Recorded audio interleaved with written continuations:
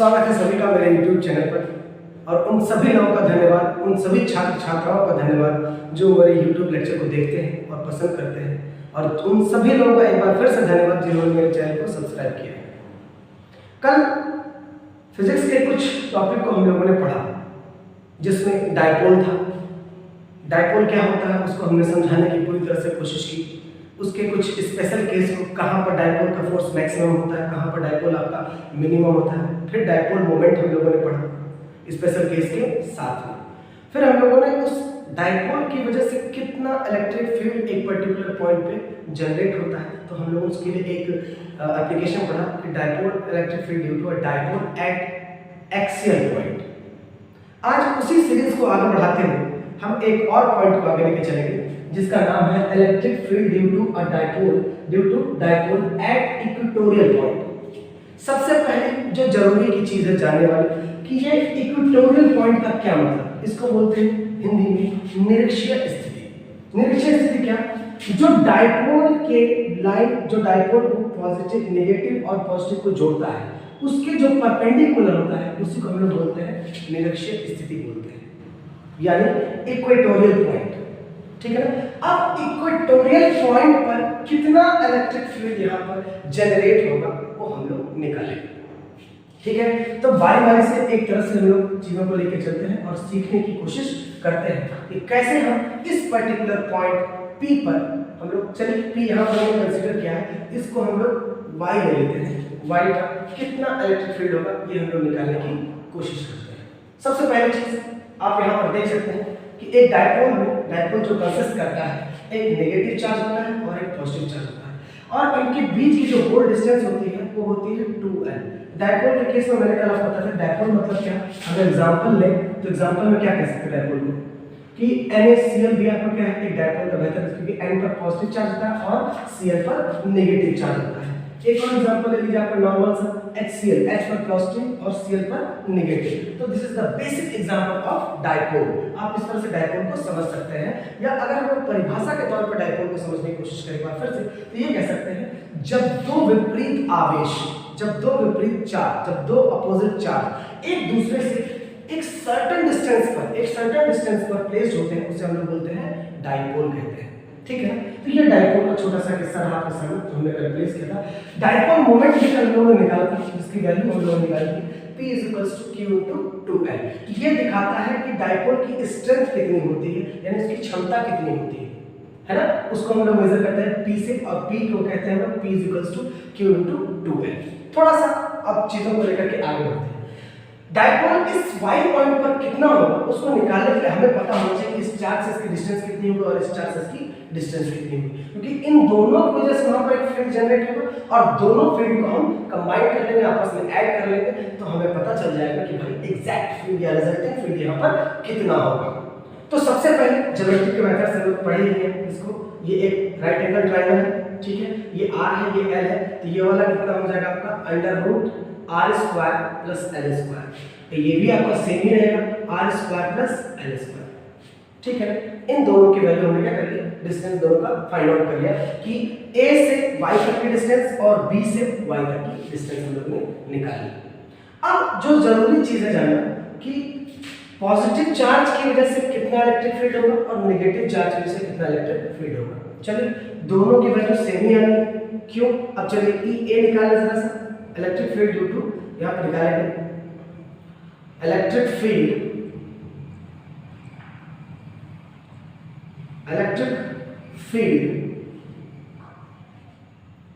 Eight point Y due to negative charge, अच्छा negative charge की बात करें तो EA लिखते चलेगा। EA मतलब इलेक्ट्रिक फील्ड कितना हो जाए भाई 1/4πε0 और Q अपॉन कितना हो जाएगा R² और +L² का होल स्क्वायर। ये अंडर रूट था पहले, अंडर रूट का जब होल स्क्वायर करेंगे कि जो वैल्यू होता है इलेक्ट्रिक फील्ड का वो होता है 1/4πε0 Q अपॉन R²। ये पूरा R ही है आपका, तो जब R का स्क्वायर करेंगे तो इस पर अंडर रूट क्या हो जाएगा आपका, हट जाएगा, तो यहाँ पर आपका क्या बच जाएगा R² + L²। ये हो गया। अब यहाँ पर थोड़ा सा और आगे बढ़ते हैं, अब निकालेंगे कि electric field at point y due to positive charge, अब पॉजिटिव चार्ज कैसे कितना होगा ये निकाल लेते हैं। EB is equals to 1/4 pi epsilon not Q upon r square plus l square. अब दोनों का देखिए, दोनों इलेक्ट्रिक फील्ड के मैग्नीट्यूड क्या है, सेम तो है, बट द डायरेक्शन ऑफ मतलब साइन आपका क्या है, दोनों का अलग अलग है। डायरेक्शन दोनों की क्या है, अपोजिट। डायपोल की जो डायरेक्शन होती है हमेशा नेगेटिव से पॉजिटिव की तरफ होती है, ठीक है। थोड़ा सा और आगे लेके चलते हैं। अब जरा सा इसके कंपोनेंट में डिवाइड करें। आपको बता दूं कि इलेक्ट्रिक फील्ड जो पॉजिटिव होता है वो हमेशा कहां की तरफ होता है, बाहर की तरफ, इसको आप कह लीजिए EB। और इलेक्ट्रिक फील्ड जो नेगेटिव तो हमेशा कहां की तरफ होता है, अंदर की चार्ज की तरफ, तो EA कह लीजिए इसको। अब चलिए जरा सा एक लाइन खींच लेते हैं हम। अगर ये थीटा है तो ये भी क्या होगा, अल्टरनेट एंगल थीटा ही होगा। ये थीटा तो ये भी अल्टरनेट एंगल क्या होगा, थीटा। तो इसके सामने का एंगल है तो इसको क्या कहेंगे, सेम कहेंगे। तो ये देखिए अब दोनों, क्योंकि एक थ्योरम होती है ट्रायंगल की कि त्रिभुज के दो अंतःकोणों का योग बाह्यकोण के बराबर होता है, यानी ट्रायंगल के दो इंटरनल एंगल का सम हमेशा एक्सटर्नल एंगल के बराबर होता है। तो 2 थीटा और ये दोनों मिलाकर के क्या हो गया आपका 2 थीटा। अब इसका एक मैग्नीट्यूड ले लीजिए, वो कितना हो जाएगा आपका, ये हो जाएगा आपका E cos थीटा ले लीजिए आपका, ये हो गया आपका E cos थीटा, ठीक है। अब जरा देखिए, अब जरा सा एक कंपोनेंट में और डिवाइड करते हैं इसको, इसका कंपोनेंट लेते हैं।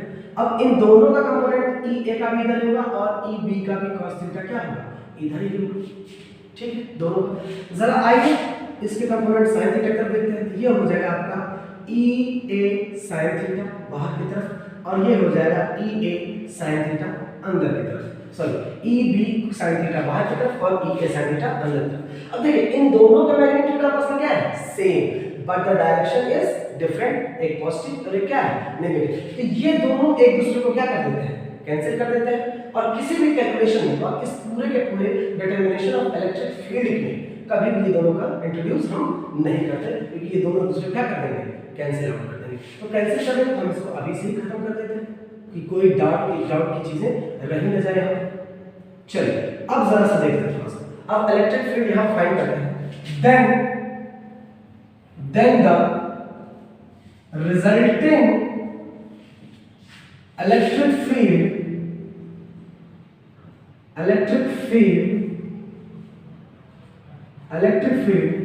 at equatorial point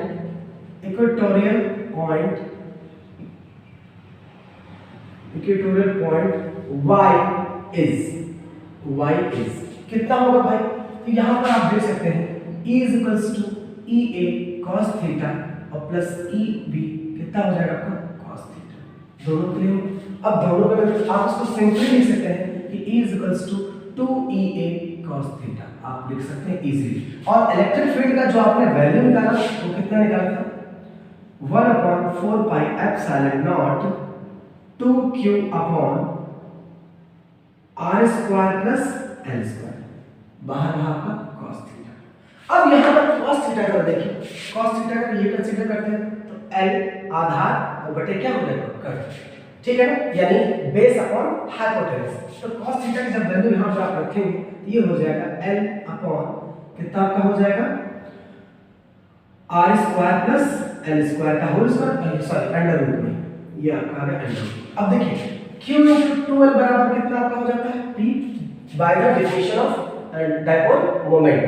तो ये आपका हो जाएगा E equals to 1/4 pi epsilon not p upon इसकी पावर 1 इसकी पावर हाफ, तो दोनों जुड़ के आपका हो जाएगा r square plus l square की होल पावर 3/2। इस तरह से आप निकाल सकते हैं। अब यहां पर देखिए in the comparison of r l is very small, r की तुलना में आपका l क्या है, बहुत ज्यादा छोटा है। तो हम लोग उसको क्या कर लेंगे, मान लेंगे कि r is much greater than to l, so l वाले टर्म को हम यहाँ से वैनिश कर देंगे, गायब कर देंगे, नेग्लेक्ट कर देंगे, ये सारे वर्ड्स यूज कर सकते हैं। तो E is equals to 1/4 pi epsilon not p upon R square बचा और 3/2 इसकी पावर बची। 2 से 2 क्या हो गया, cancel. So E is equals to 1/4 pi epsilon not P upon R cube. तो इस तरह से हम लोग निकाल सकते हैं कि electric field due to dipole at equatorial point. So this is the value of electric field at point Y. अब थोड़ा सा इस चीज को डेरिवेटिव है, जब तक आप एक दो बार प्रैक्टिस नहीं करेंगे आपको ये नहीं आएगा। आप इसको प्रैक्टिस करिए क्योंकि एग्जाम में डेरिवेशन बहुत इंपॉर्टेंट होता है और आईआईटी और जेईई में के लिए ये रिजल्ट बड़े वाले होते हैं। ठीक है ना, आपको बहुत सारे न्यूमेरिकल इस पर बेस्ड मिल सकते हैं। ठीक है ना, तो इसको याद रखना बहुत जरूरी है। इक्वेटोरियल पॉइंट पर तो ये हो गया। अब जरा एक्सियल पॉइंट पर क्या निकालता है कल लोगों ने, मैं याद दिला दूं आपको। हम लोग निकालते हैं E equals to 1/4 pi epsilon not P2P upon RQ। ये तो निकाला था हम लोगों ने। ये दो चीजें आप याद रखिएगा, बहुत ही ज्यादा जरूरी है। मैं उम्मीद करता हूं आपको चीजें पूरी समझ में आ रही होंगी। अब थोड़ा सा अपने सीरीज को थोड़ा आगे बढ़ाते हैं जिससे आपको समझ में आता है कि चीजें चल क्या रही है। आइए इसको मिटाते हैं।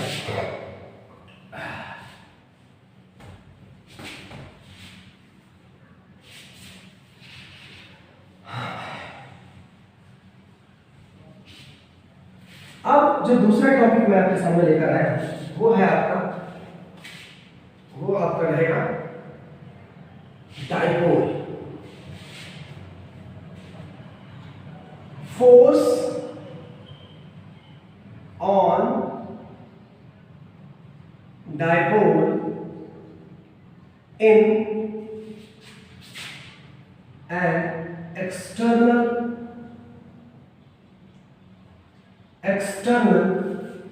electric field, external electric field। यानी कहने का मतलब कि जब किसी डाइपोल किसी बाह्य विद्युत क्षेत्र में हम रख देते हैं तो उसके ऊपर कितना फोर्स हमारा लगता है। ठीक है ना, हम उस फोर्स को कैलकुलेट करेंगे। Force on dipole in an external electric field। ठीक है, in an external electric field। आइए जरा समझते हैं। हम कोई एक्सटर्नल इलेक्ट्रिक फील्ड ले लेते हैं। ये कोई एक्सटर्नल इलेक्ट्रिक फील्ड है जिसकी डायरेक्शन इधर से इधर की तरफ। अब यहाँ पर हमने एक पॉजिटिव चार्ज ले लिया और यहाँ हमने क्या कर लिया, एक नेगेटिव चार्ज ले लिया, दोनों को जोड़ दिया। ठीक, तो consider a dipole which is placed in external electric field.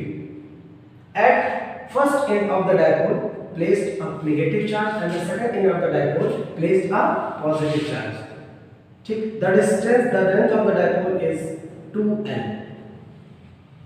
ठीक है, the direction of force is the dipole is placed in an external electric field and the direction of dipole is the direction of electric field।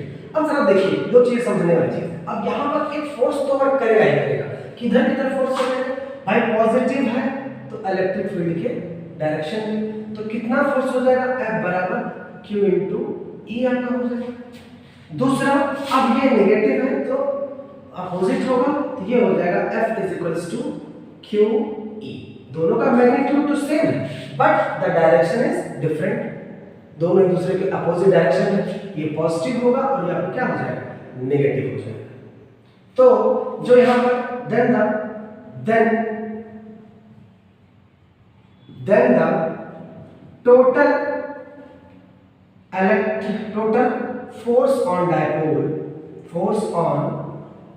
dipole is।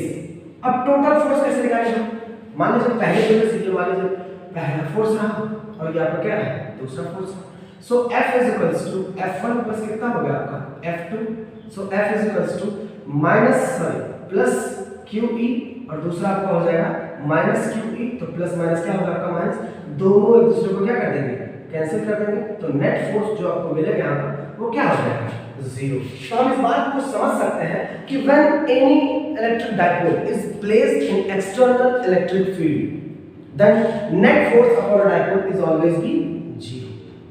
अगर कोई भी dipole या द्विध्रुव कह सकते हैं हम उसको, द्विध्रुव किसी बाह्य वैद्युत क्षेत्र में अगर आपका रखा हुआ है तो उस पर लगने वाला कुल बल कितना होगा आपका? 0 with the help of this phenomenon. ठीक है, इस बात को समझने की कोशिश कीजिए और चीजों को लेकर के आगे बढ़िए। अब थोड़ा सा चलते हैं। अब डाइपोल है तो जाहिर सी बात इसके ऊपर टॉर्क तो वर्क करेगा, है ना? तो यहां पर निकालेगा हम लोग फोर्स ऑन डाइपोल। अब निकालेंगे टॉर्क ऑन डाइपोल। टॉर्क कितना? Torque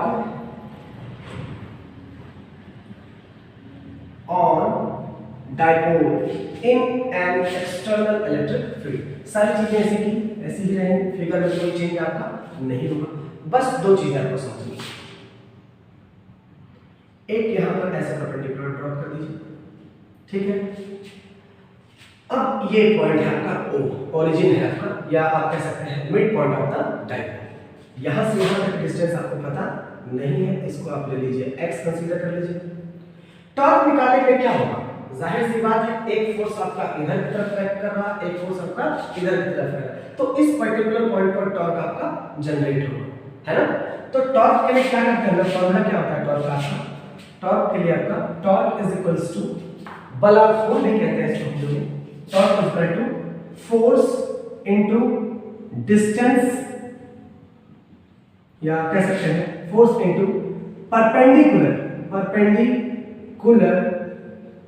distance from line of action, यानी लाइन ऑफ एक्शन से परपेंडिकुलर डिस्टेंस कितनी होगी ये हमको निकालना पड़ेगा। इस तरह साइन, अगर ये एंगल कितना ले रहा है आपका? थीटा ले रहा है। कितना ले रहा है? थीटा। कि हमारा जो डाइपोल है वो एक्सटर्नल इलेक्ट्रिक फ्लूइड में थीटा एंगल पर प्लेस्ड है। Consider a dipole which is placed in an external electric field with at an angle theta. So sin theta is equals to आपका ये हो जाएगा perpendicular upon hypotenuse, x upon कितना हो जाएगा? 2l। हमें चाहिए x इक्वल टू कितना हो जाएगा? 2l sin theta. अब ये सारी वैल्यू हम उठा के यहाँ पर रखते हैं, तो टॉर्क इक्वल टू F बराबर आपने निकाला हुआ है QE, और ये आपने निकाला है 2l sin थीटा। चलिए थोड़ा सा देखते हैं। अब टॉर्क ऊपर की तरफ ले लेते हैं। अब Q into 2l आपने शुरुआत नहीं करा है, P बराबर कितना हो जाएगा? Q into 2l। Q into 2l। अब Q into 2l का क्या लिख सकते हैं? P लिख सकते हैं, और E आपके साथ था, और sin थीटा। ये आपका हो गया डाइपोल मोमेंट के लिए, सॉरी डाइपोल मोमेंट के लिए, हाँ टॉर्क ऑन डाइपोल, है ना? द्विध्रुव पर बलाघूर्ण। अब जरा सोचिए, इसको वेक्टर फॉर्म में कैसे लिख सकते हैं? Into vector form. तो टॉर्क ऐसे हो गया आपका, और इसको लिख सकते हैं P क्रॉस E, इस तरह से भी आप लिख सकते हैं, ठीक है ना? ये रहा आपका स्पेशल केस डाइपोल के लिए जो आपको समझ में आया। अब थोड़ी बहुत चीजें आप समझते हैं स्पेशल केस के लिए। स्पेशल केस की बात करें तो हम डिफरेंट एंगल पर हम रख कर चेक करेंगे कि where the torque is maximum, कहां पर आपका बलाघूर्ण अधिकतम होगा और कहां पर क्या होगा? न्यूनतम होगा। तो सबसे पहले मुझे इसको मिटाना पड़ेगा थोड़ा बहुत, और एक ग्राफ ड्रॉ करता हूं आपके, शायद आपको उस ग्राफ से समझ में आ जाए या हेल्प मिले आपको ज़्यादा अच्छा। मान लीजिए ये आपका ऐसा होगा, इधर आपका माइनस QA है और इधर आपका क्या है? प्लस QE है। एक ग्राफ हम ड्रॉ कर लेते हैं, साइन कर लो क्योंकि साइन के साथ में ये आपका हो गया ग्राफ उसके लिए। चलिए जरा स्पेशल केस को लेते हैं। पहला, if theta is equals to 0 degree, if theta is equal to 0 degree, so torque is equals to 0। अगर आपका कोई फोर्स या कोई भी आपका यहाँ पर एंगल क्या है? पैरेलल रखा हुआ फील्ड के, तो वहां पर कोई भी आपका बलाघूर्ण नहीं लगेगा, यानी कोई भी टॉर्क वहां पर अप्लाई नहीं होगा। If theta is equals to 90 degree, तो 90 मतलब मैक्सिमम टॉर्क आपका यहाँ पर होगा, तो आप लिख सकते हैं torque is equal to PE। Torque is equal to PE because sin 90 की जो वैल्यू होती है वो होती है 1, तो आप लिख सकते हैं torque max is equals to PE। अब यहाँ पर देखिए, अब टोटल अगर आपको निकालना हो इलेक्ट्रिक फील्ड कितना हो, तो E is equal to torque max upon P। ये भी आप इलेक्ट्रिक फील्ड में कैलकुलेट कर सकते हैं। अगर आप डाइपोल कैलकुलेट करना चाहें तो टाउ मैक्स अपॉन कितना हो गया आपका E हो गया, ये भी आप कर सकते हैं। अब मिनिमम कहां पर हो, जहां पर इसकी वैल्यू क्या हो जाए नेगेटिव, तो थीटा के डिफरेंट वैल्यूज रख करके हम ये चेक कर सकते हैं कि कहां पर आपका टॉर्क मैक्सिमम होगा और कहां पर आपका टॉर्क क्या होगा मिनिमम होगा। ठीक है, तो इस तरह से चीजों को हम समझ सकते हैं और आगे बढ़ सकते हैं। चलिए थोड़ा सा और कुछ टॉपिक को आगे लेकर के चलते हैं। मैं उम्मीद करता हूं आपको समझ में जरूर आ रहा होगा।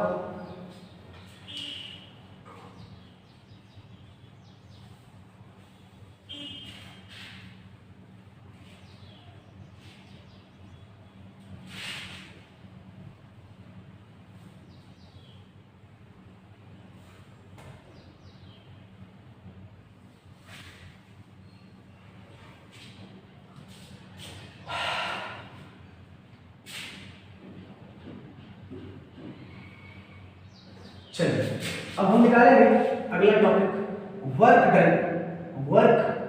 Done. Work done due to work done into rotating a dipole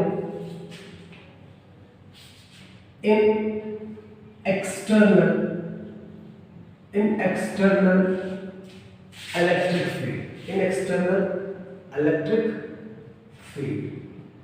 external electric field. Work done into rotating a dipole in external electric field. ये है आपका टॉपिक कि अगर किसी डाइपोल को हम इलेक्ट्रिक फील्ड में रोटेट करा रहे हैं तो उस रोटेट कराने में हमें कितना वर्क करना पड़ेगा, हम उसको कैलकुलेट करने की कोशिश करेंगे और करके दिखाएंगे। आइए जरा सा देखते हैं। लेट अस कंसीडर ये कोई एक्सटर्नल इलेक्ट्रिक फील्ड है। चलिए अब एक चार्ज इसमें एक डाइपोल हमने रख दिया जिसके एक छोर पर नेगेटिव चार्ज है और दूसरे पर क्या है पॉजिटिव चार्ज। डाइपोल की जो लेंथ है वो आपकी 2L है and dipole make an angle theta with the electric field. ठीक है, थोड़ा सा और आगे चलते हैं। अब मान लीजिए यहाँ पर इसका जो एंगल बन रहा है, पहले जो पोजीशन वो कितना बन रहा है आपका थीटा। हमने जहाँ पर रखा इसको, इसकी पोजीशन जो थी वहाँ पर कितना एंगल बन रहा था वो थीटा। अब चलिए डाइपोल को थोड़ा रोटेट करते हैं, यानी अब जो नई पोजीशन डाइपोल की आ गई वो हम ये मान लेते हैं। थोड़ा सा डैश करके समझाऊं तो समझ में आता है।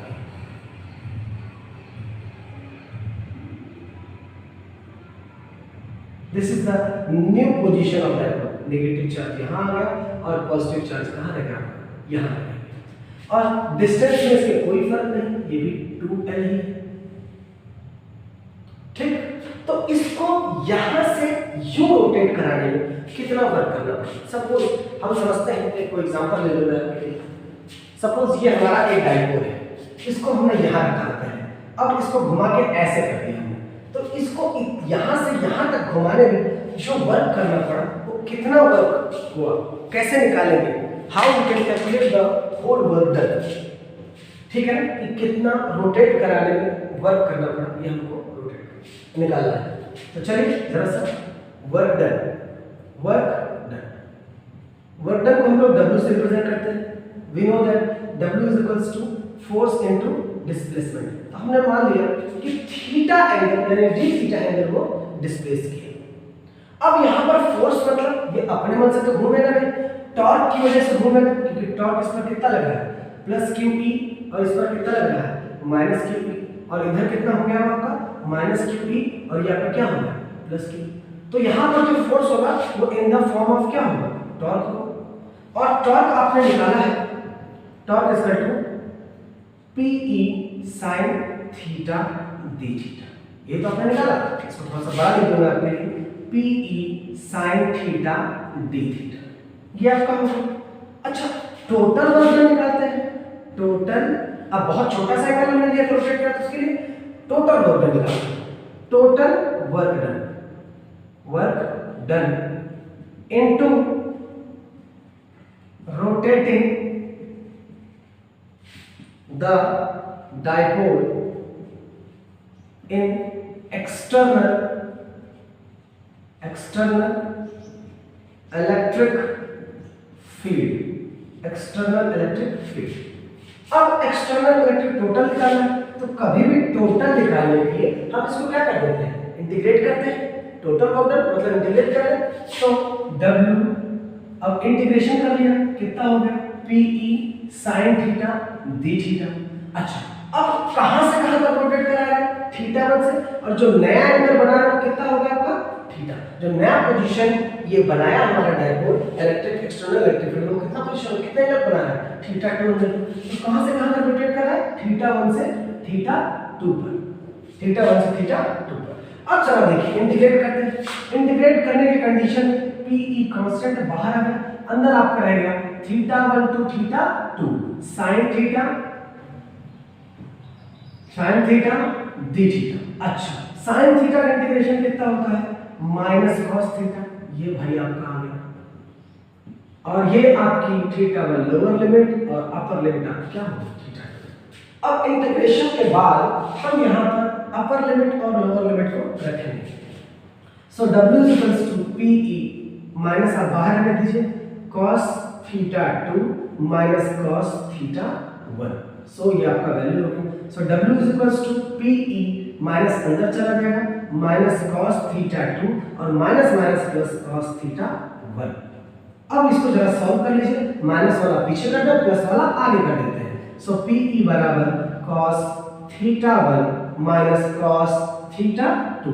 So in this way we can calculate the work done into rotating a dipole in an external electric field. ये रहा आपका टोटल वर्क डन किसी डायपोल को रोटेट करने में, ठीक है ना, कितना वर्क डन करना पड़ेगा। अब यहीं पर कहानी खत्म नहीं होती, मुझे उम्मीद है आपको समझ में आ रहा होगा। थोड़ा सा हम इसको और आगे लेके चलते हैं स्पेशल केस की तरफ। स्पेशल केस मतलब स्पेशल केस को थोड़ा सा और आगे लेके चलते हैं, इसको लगाना पड़ेगा स्पेशल केस को समझने के लिए। चलिए आइए जरा सा स्पेशल केस की तरफ चलते हैं, यानी कहां पर वर्क डन मैक्सिमम होगा, कहां पर वर्क डन मिनिमम होगा। Special case, special case, special case मतलब if theta is equals to 0 या theta 1 is equals to 0 and theta 2 is equals to also 0, दोनों 0 ही है। जब दोनों 0 होंगे on that condition cos 0 की वैल्यू 1 और cos 0 की वैल्यू 1, लेकिन ये प्लस में हमें किसमें है, माइनस, ये दोनों 0 क्या कर देंगे कैंसिल, तो हमारा जो टोटल वर्क डन आएगा वो क्या हो जाएगा, 0। अगर ये फील्ड के पैरेलल रहे तो हमारा वर्क डन क्या हो जाएगा, 0 हो जाएगा। दूसरा if number 1 and number 2 if theta is equals to 1 is equals to pi by 2 and theta 2 is equals to 0। अब थीटा हमारा क्या है, 1 पाई बाई 2 है। सर ये उल्टा कर लेते हैं, इसको थीटा 1 0 ले लेते हैं और थीटा 2 को हम क्या ले लेते हैं, पाई बाई 2 ले लेते हैं। जरा ये दोनों बदल लेते हैं। सो W is equals to PE cos 0 और माइनस कितना हो जाएगा, cos पाई बाई 2। जब ये वैल्यू रखेंगे तो W is equals to PE cos 0 की वैल्यू 1 और cos 90 की वैल्यू 0। सो यहाँ पर वर्क डन क्या होगा आपका, मैक्सिमम होगा। तो ये कह सकते हैं work is equals to PE, यानी P stand for dipole moment and E stand for electric field. So इस तरह से हम लोग अलग अलग थीटा की वैल्यू रख करके हम लोग इसको निकाल सकते हैं। मैं उम्मीद करता हूं आपको मेरी बात समझ में आ रही होगी। अब एक छोटा सा टॉपिक और इस चैप्टर का रह गया है, उसके बाद इस चैप्टर को खत्म करेंगे और कल इसके न्यूमेरिकल पर फोकस करेंगे। चलिए छोटा सा टॉपिक मतलब कुछ डिस्ट्रीब्यूशन ऑफ चार्ज की बात करते हैं।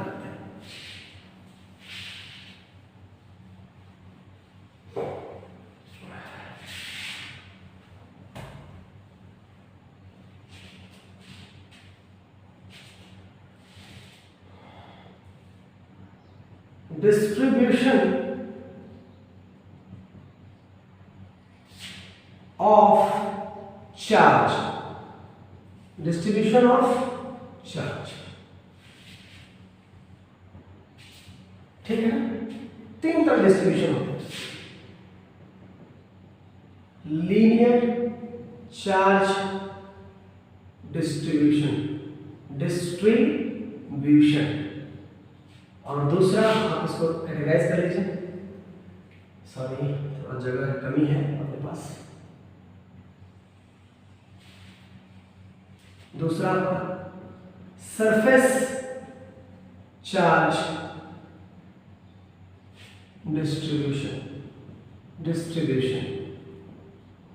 Linear charge distribution, surface charge distribution, और आखिरी में आपका है वॉल्यूम चार्ज डिस्ट्रीब्यूशन। ठीक है, दोनों को समझते हैं। लीनियर चार्ज डिस्ट्रीब्यूशन, आप एक सरफेस में एक लाइन ले लीजिए, उसके ऊपर एक तरह से चार्ज को क्या कर दीजिए, डिस्ट्रीब्यूट कर दीजिए, that is called linear charge distribution. Areal charge distribution, किसी पर्टिकुलर एरिया ले लीजिए और उस पर हम चार्ज को क्या कर देते हैं, डिस्ट्रीब्यूट कर देते हैं, that is called surface charge distribution. अब एक पर्टिकुलर वॉल्यूम लेते हैं और उस वॉल्यूम में हम चार्ज को क्या करते हैं, डिस्ट्रीब्यूट कर देते हैं। इसमें आपका पूरा चार्ज क्या है, डिस्ट्रीब्यूटेड है, that is called volume charge distribution. ठीक है ना? ये हम बांट रहे हैं, यानी हम बड़े आदमी हो रहे हैं, हमारे पास बहुत ज्यादा चार्ज है, हमने हर जगह चार्ज को क्या किया, बांटा। यहां पर एक चीज निकलती है, लीनियर चार्ज डेंसिटी, और यहां पर एक चीज निकलती है सरफेस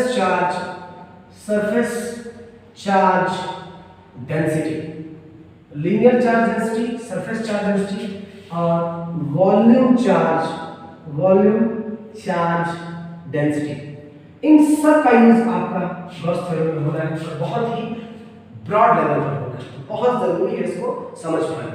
तो लीनियर चार्ज डेंसिटी को हमें दिखाता है लैम्डा, टोटल चार्ज कितना डिस्ट्रीब्यूटेड है, क्यू किस पर डिस्ट्रीब्यूटेड है, एक पर्टिकुलर लाइन पर, तो लैम्डा को हम कहते हैं लीनियर चार्ज डिस्ट्रीब्यूशन।